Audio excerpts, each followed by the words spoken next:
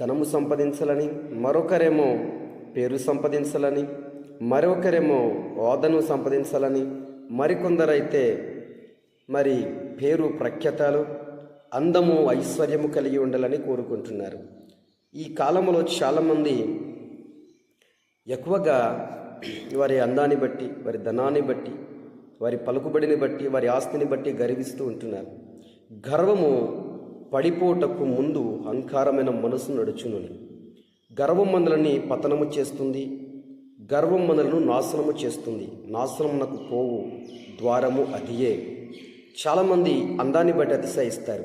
అందము ఒక వ్యాధితో పోతుంది, ధనము ఒక దెబ్బతో పోతుంది, గౌరవం ఒక తప్పుతో పోతుంది, ప్రాణం ఒక క్షణములో పోతుంది.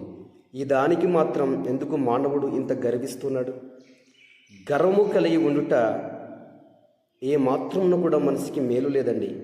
ఒక దీనత్వము, దయను సంపాదించి ఆయన కొరకు బ్రతికితే, దేవుడి కొరకు మనం జీవిస్తే దేవుని రాజ్యంలో మనం ఉంటాం. Thank you.